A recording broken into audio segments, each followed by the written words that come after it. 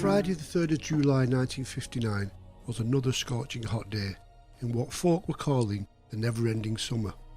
Stories appeared in the newspapers of children struggling to cope with the heat wave and with headlines declaring it was too hot to swat. But while many Londoners were relaxing and enjoying the sunshine in the parks and by the rivers and lakes, a burglar was at work breaking into a flat in Roland Gardens, South Kensington.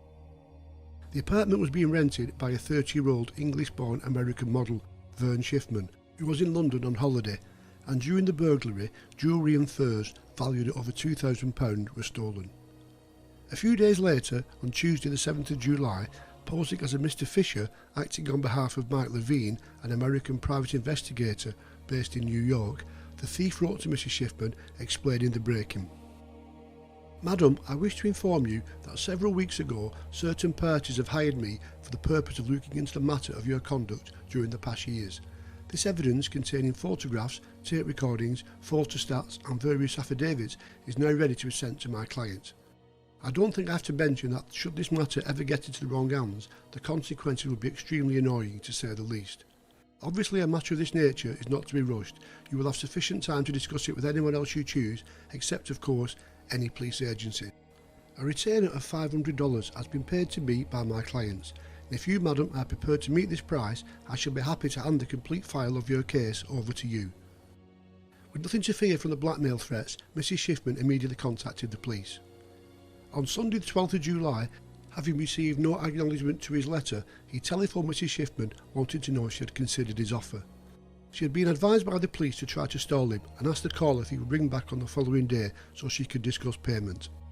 Detectives placed a tap on her telephone, and when he rang next day she kept him talking as the call was traced to a telephone kiosk at South Kensington Tube Station.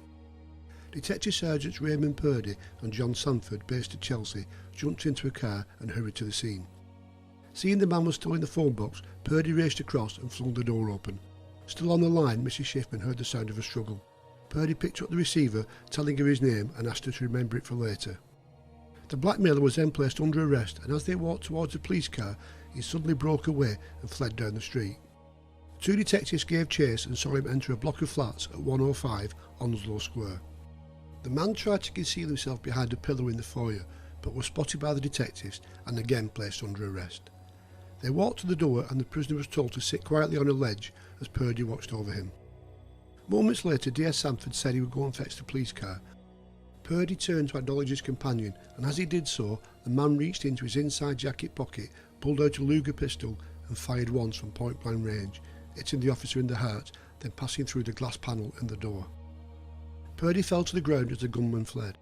Torn between chasing the assailant and tending to his colleague, Sanford first went to the fallen officer, but could see at once he was beyond help. It was only a matter of seconds later that he went to pursue the killer, but by the time he reached the street, the man was out of sight. 43-year-old, married father of three, Raymond William Purdy had nearly 20 years' experience as a police officer, and had been about to go off duty when the call came through about the blackmailer. With DS Sanford's regular partner engaged on another investigation, Purdy immediately offered to take his place and assist. A citywide manhunt began for the killer, and it was not until DS Purdy's belongings were returned to his widow that they got their first clues. Amongst the possessions was an address book that Irene Purdy told detectives did not belong to her husband, and looking through the book it appeared to belong to the blackmailer, and that Purdy must have picked it up when making the arrest at the phone box. Investigation into the contacts in the book soon led police to believe the killer was a 30-year-old German, Guenther Fritz Erwin Padola, who they learned had a criminal record in Canada. Copies of his fingerprints were sent to London, while detectives kept a watch on all urban seaports and scoured hotels, boarding houses and hostels for the fugitive. They soon had a tip-off that a guest at the Claremont Hotel at 95 Queensgate, South Kensington, just 300 yards from where the murder took place, was behaving suspiciously and had not been out of his room for 3 days. The owner was shown a photograph of Padola and believed his guest was the wanted man. Shortly before 4 o'clock on Thursday afternoon the 16th of July, over 200 officers, including dog handlers and armed police, circled the area as detectives approached room 15 on the 3rd floor where Padola was holed up. They silently made their way to the door and listened. Inside, Padola sat on the edge of the bed, chain-smoking, alert to the slightest noise outside. Thinking he heard voices in the corridor, he moved to the door and strained to hear. Then someone knocked. Padola put his eye to the keyhole to see who was outside, when suddenly it crashed off its hinges, sending him and the door crashing to the... Having secured entry with brute force, burly 16-stone Detective Sergeant Albert Chambers was first into the room, closely followed by 3 colleagues. Padola was pinned to the floor, and after being searched for a weapon was lifted onto his feet. Suddenly the man slumped to the ground. He had a cut on his forehead and his left eye was already bruised and closing, the doorknob having smacked into his head as the officers burst through. Padola was lifted onto the bed where he lay shaking. His shoes and socks were removed as a more thorough body search took place, and once they were satisfied he was unarmed, a blanket was draped over him and he was taken into custody. Examined by a police doctor, Padola remained silent and shaking, refusing to answer any questions or even speak a word. As midnight approached, unsure if the prisoner was suffering from concussion or something more serious, Padola was taken to St Stephen's Hospital in Chelsea, where he was placed under the care of consultant physician Dr. Philip Harvey. Concerned at the prisoner's condition, Harvey ordered numerous tests to be carried out, including scans and a lumbar puncture, but there was concern that the injury to the head had caused a bleed on the brain. The test failed to reveal any significant injury, and although Dr. Harvey was convinced the head injuries had caused memory loss and amnesia, detectives at his bedside believed Padola was feigning injury to avoid being charged. He remained in hospital for 4 days, and questions were raised in the House of Commons over the prisoner's treatment at the police station and why he had to be moved to the hospital on a stretcher. There were claims of police brutality, but despite the press allegations, there was never any complaint made against the police by Padola or his legal team in regards to the arrest or subsequent questioning of the prisoner. Guenther Podola was held in Brixton prison as detectives looked into his background. They learned that he had been born in West Berlin and, although too young to fight, had been an active member of the Hitler Youth. His father had died on the Russian front during the Second World War, and following liberation and with Germany partitioned, Padola and his mother found themselves in the Russian sector. In 1951 he managed to escape to the west, where he met Ruth Quant. She gave birth to a son Michael, but her parents disapproved of Padola and encouraged her to leave him. Padola then applied to emigrate to Canada, and arriving in North America he initially found a steady job, but when he learned that Ruth had married an American serviceman and then his mother had passed away, he soon went off the rails. He spent several years drifting across the various provinces, going from job to job until he was convicted of burglary and theft. He was sentenced to 2 years in prison, and on his release in 1958 was deported back to Germany. After working in a variety of unskilled jobs, he arrived in London by air from Dusseldorf in May 1959. Using a number of aliases, Padola frequented underworld clubs and drinking dens while living in squats and sleeping rough. He continued his life of crime by housebreaking and blackmail until his arrest following the murder of Detective Sergeant Purdy. A search of the hotel room where Padola had been staying revealed the murder weapon wrapped in a copy of a newspaper with the same date as the murder. Police also found his passport hidden under the carpet. On Monday the 20th of July he appeared at Fulham Police Court. Although reported to be in a state of total collapse, he had been deemed fit enough to stand trial and face a charge of willful murder. On the following day, Raymond Purdy's funeral took place at Surbiton Cemetery in southwest London. Over 1,000 police officers lined the route, including the Commissioner of the Metropolitan Police, and the cortege was over a mile long. His coffin was carried inside by colleagues who had served alongside him, including DS John Sanford. His heartbroken widow Irene was comforted by their eldest son Alan and left a note on her coffin saying, "Thank you, Ray, for all that we had, Reenie."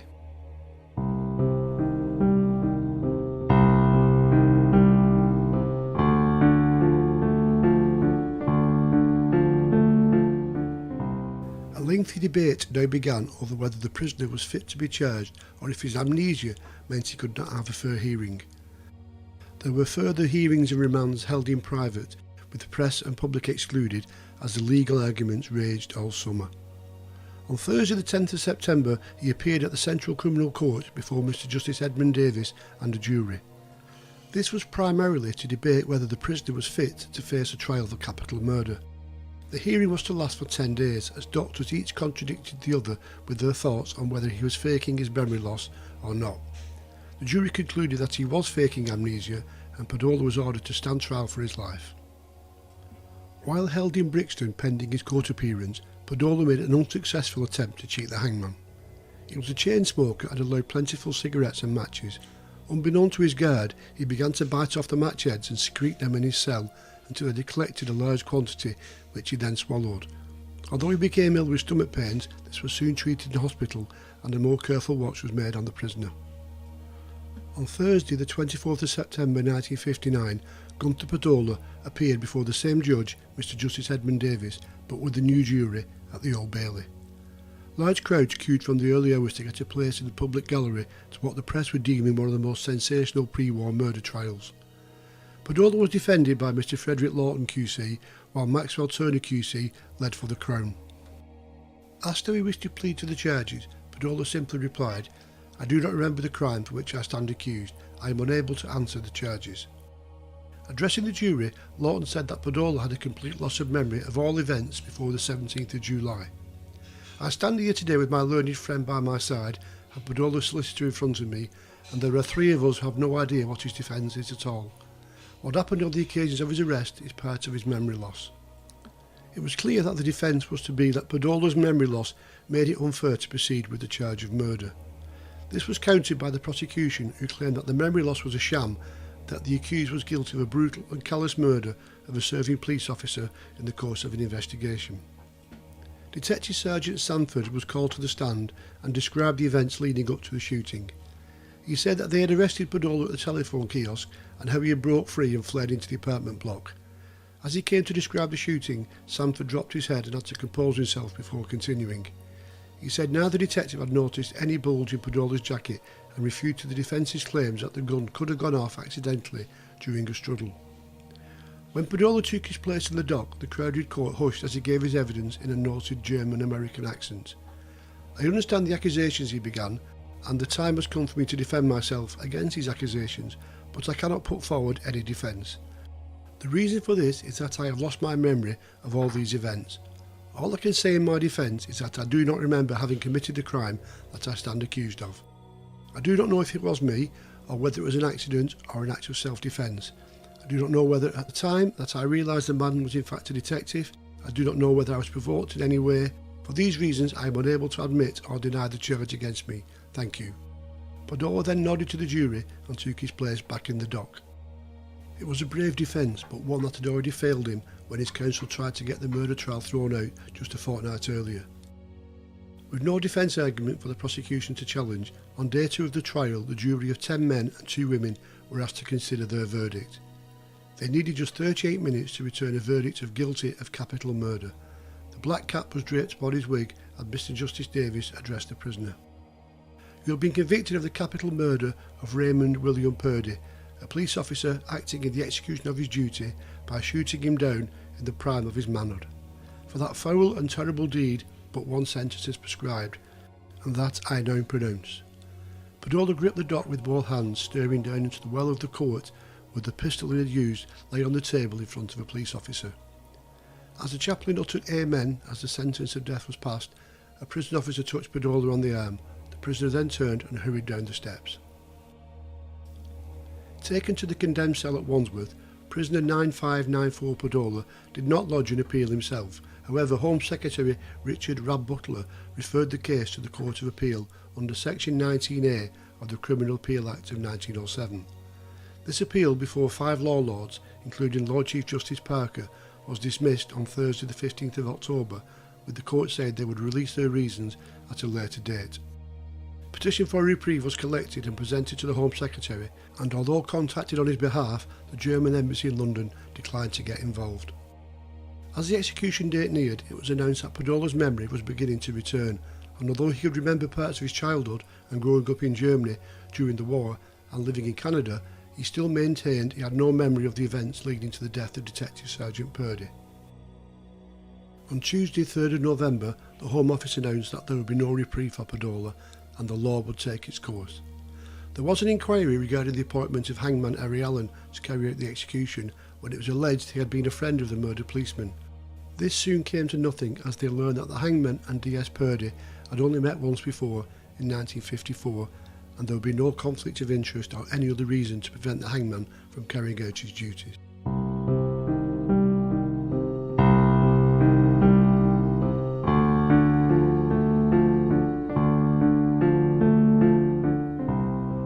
As Padola sat in the condemned cell at Wandsworth Jail, awaiting his fate, he read a last letter written from Germany and received at the prison on the previous day.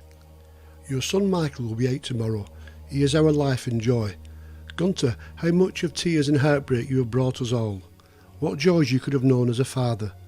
I pray that the Almighty will let us live until Michael's mature enough to understand things, so that we may teach him not to hate his father, but to forgive him, before rough strangers take the task upon themselves and reveal the truth about his father.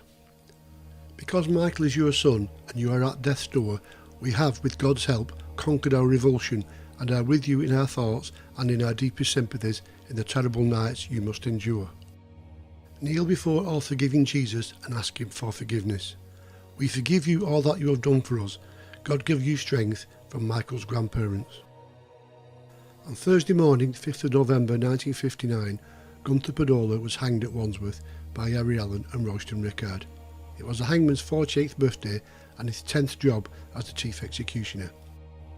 With the prison authorities keen the execution should go ahead while normal prison routine was taking place, it was scheduled to be carried out at 9:45 instead of the usual 8 or 9 o'clock.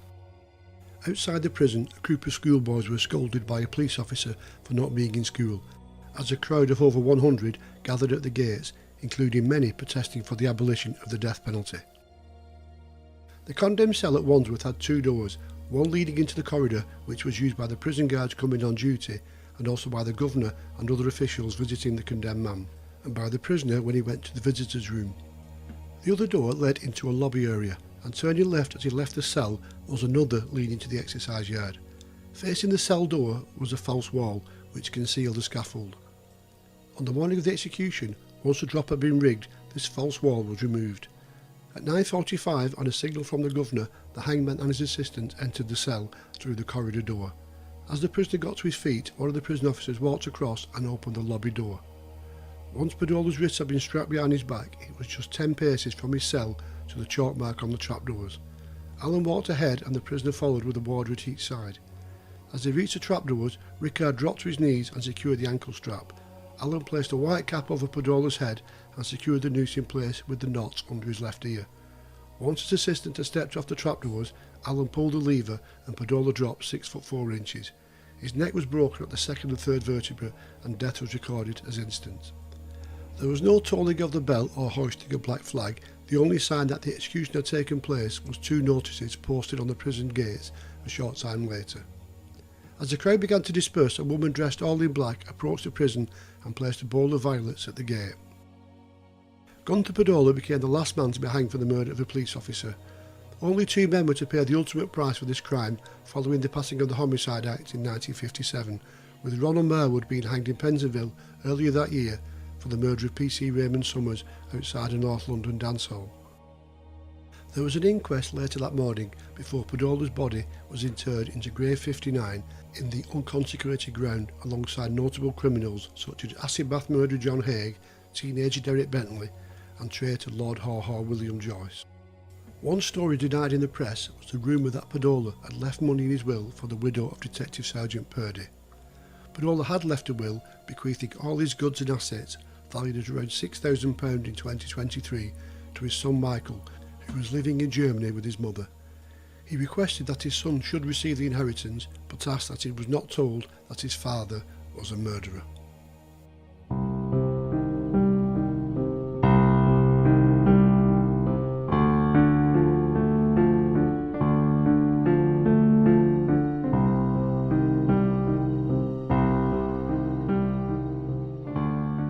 My name is Steve Fielding.